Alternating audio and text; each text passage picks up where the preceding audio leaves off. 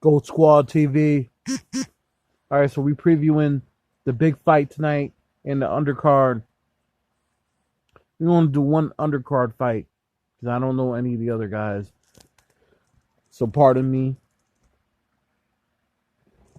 The undercard for the Mike Tyson Roy Jones Jr. Bout, which is an exhibition. So technically, this is not a fight that's going to count against their records. That said, it will count based on what we see. In the meantime, let's talk about the undercard fight first. YouTube sensation Jake Paul going against basketball player, two-sport athlete,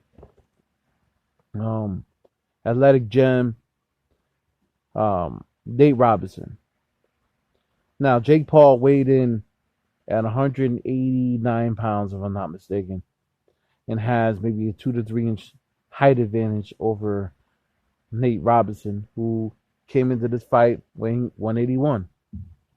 Damn near no body fat.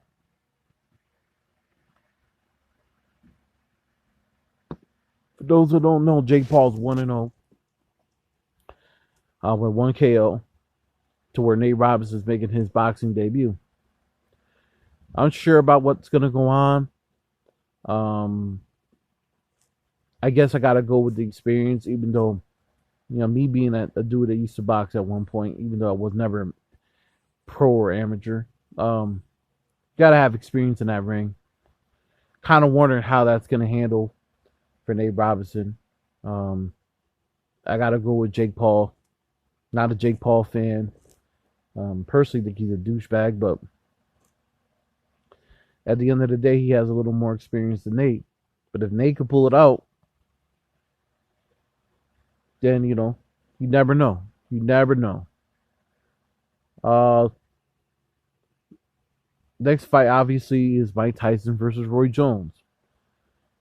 Now, I wish this fight probably would have happened 15, 20 years ago. Actually, 25 years ago, if you want to really be honest, because they were both in their prime, their athletic primes. Although they're in decent shape for their ages now. Let's face it, we're not getting Roy Jones Jr. Oh, excuse me, y'all. We're not getting Roy Jones Jr. of 1998, and we're not getting Mike Tyson of 1985. That said, Mike is the more ferocious competitor, but has had a longer layoff to where Roy's boxed recently against a natural professional boxer.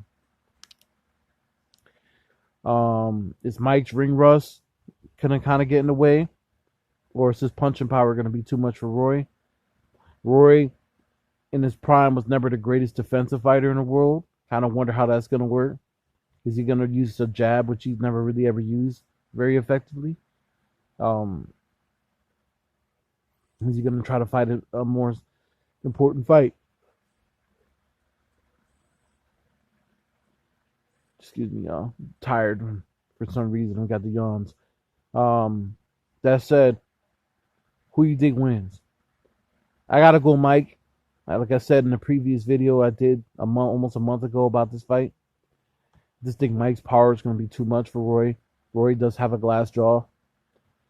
However, if Roy could somehow stick and move and make Mike have to work, then Roy has a chance. But he has to stick and move. Don't try to be offensive. You want to get your shots and get out of there. But I'm going Mike. I'm going Mike in the second round. We'll see what happens, man. Thrillers presenting the fight, and it should be on pay-per-view. See how things go. Go Squad TV. Comment in the comment section down below. Go Squad General. Peace out.